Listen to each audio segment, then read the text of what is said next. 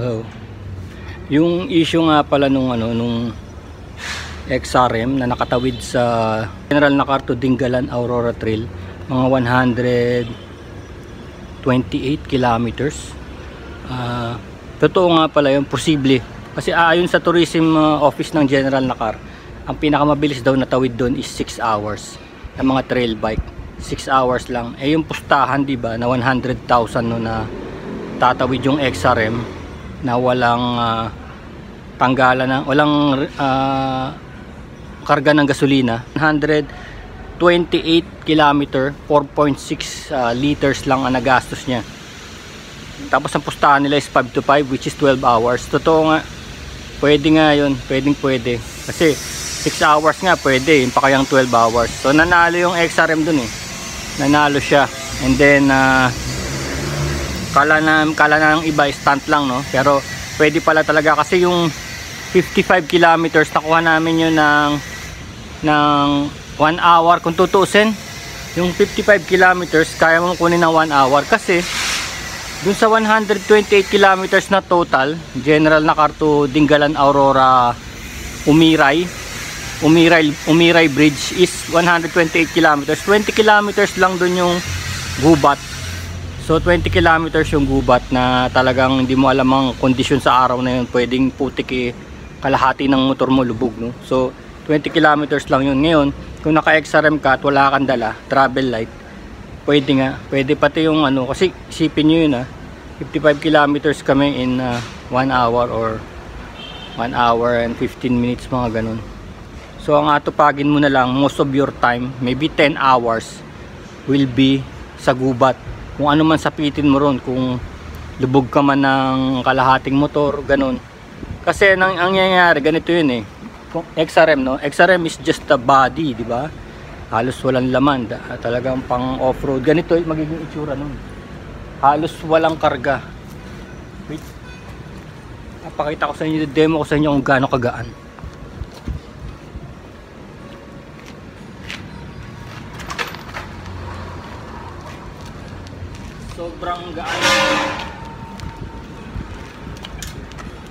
Sobrang gaan nga niya, para siyang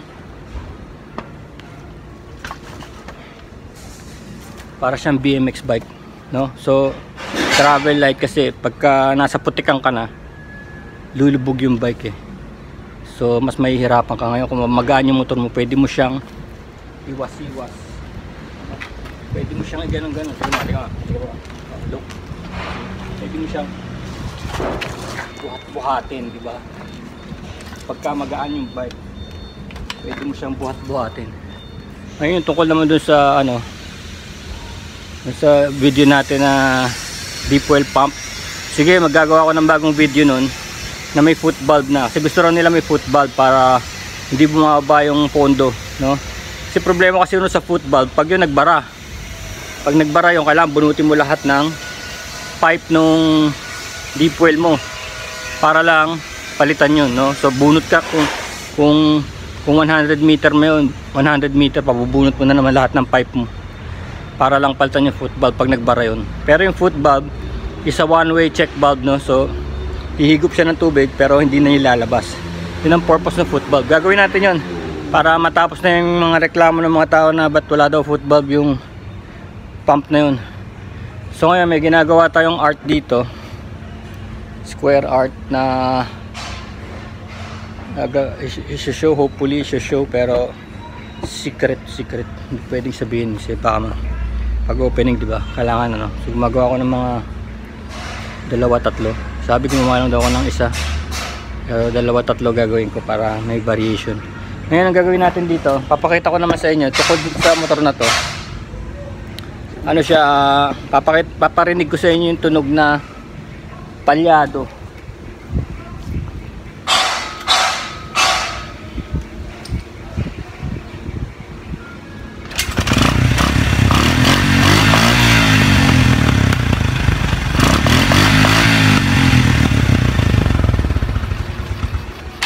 Diba? Pagka ina-accelerate mo hindi pantay ang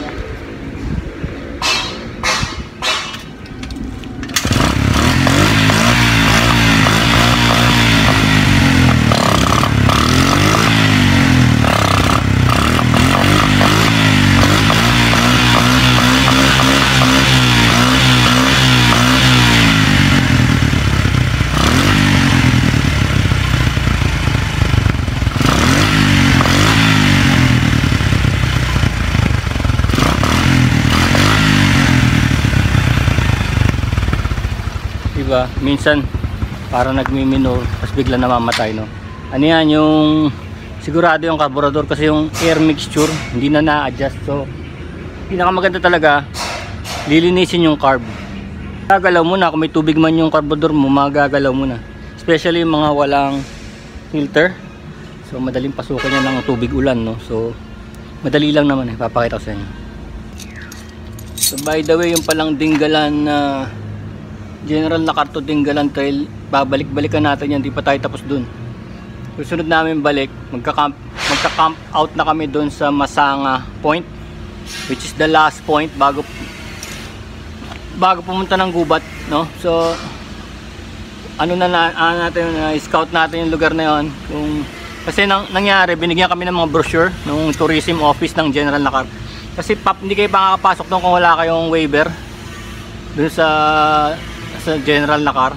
Kailangan may waiver kayo, and then magpapaalam kayo sa kanila, magbabayad kayo ng 30 pesos parang sa tourism fee. And then kung first time nyo, maaaring i-suggest sa inyo na magkaroon kayo ng guide. Kung first time nyo, kailangan nyo ng guide. Pero lumalabas, second time na namin, no? Dahil nakapunta na nga kami. Susunod, pupunta na kami roong camping, tapos titignan namin yung forest kung hanggang saan, no? So hindi pa tayo tapos doon, pinaplano na namin yun. And then ganito yung pagkalas nung ano nung ito lang naman, sa manifold. At tanggalin muna natin yung gas line. Ito, kung natanggal natin yung gas line, ito yung filter, natatanggal naman dito.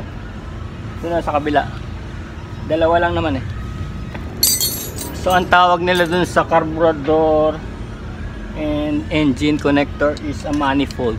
Yun ang tawag nila dyan. Ito, sometimes manifold is alloy, sometimes rubber, kasi siguro sa vibration. Pero hindi, kasama na siya ng makina, no? So sometimes this is rubber, this is sometimes alloy.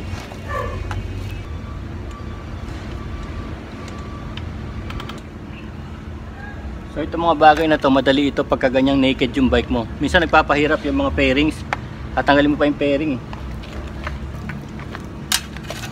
Ito yung sinasabi ko sa inyo, yung tutumba-tumba nyo lang na ganyan, no? Matatanggal yung lumang gas. So malaking bagay na yun. Tapos ito yung sinasabi ko sa inyo na parang barado ito. Diba fuel air mixture? Dito yung fuel, diba? Dito yung fuel. Dito, ito parang ayaw mag-respond to. So titignan natin to, no? So yun ang gagawin natin. Sisimulan na natin. So ito yung filter, pwede mong tanggalin. Tapos sinisimulan agad to sa ilalim, Tandaan nyo yung target natin. Ito main pilot. Ayan, ito lang naman. Ayan, tignan nyo kaagad dito. Dito pa lang, nakikita nyo na kaagad ang mga kondisyon. Ito, kailangan tusukin natin to. Carburetor cleaner, choke cleaner, 100 lang yan. Ito yung panuso ko. Kung gusto nyo tusukin, stranded wire, pagka hindi kasya, mas maliit pa. Ayan, nakikita nyo lumalabas sa kabila. Yan. Yan ang nagpapatunay na true and true siya dyan. So minsan pinatayin nyo na yung yung switch. Yung dito sa gasoline, in-off nyo na. May natitira pa yan dito sa baso. Minsan nandito na rin napupunta yung mga impurities, yung mga tubig-tubig. Kaya kailangan, okay pa kaya ito?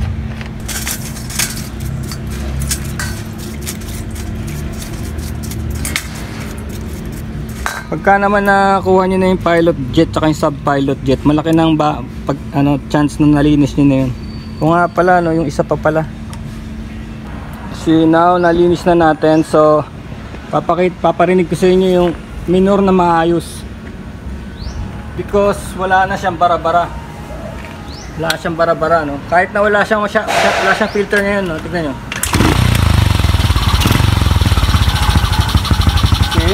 Yan ang minor na maayos.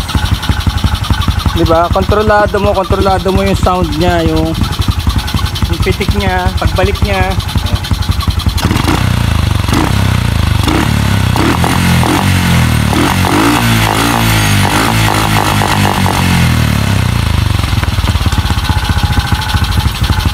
Tip ko sa inyo, kung ang motor nyo ay ganito, 110, 125, sabihin ko sa inyo yung bagong carburetor nyo, minsan nagsisale sila 150, 150 lang yung buong carburetor. Pag tinatamad kayo magtono, maglinis, 150 lang para lang kayong kumain sa Burger King. Ganyan katitipid yung mga ano, yung mga bikes na mura lang. So yan yun.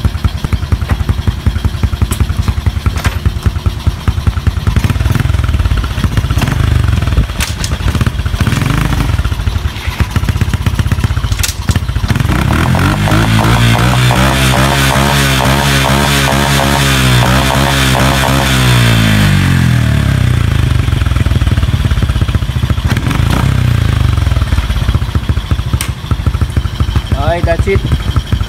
Clean your carbs.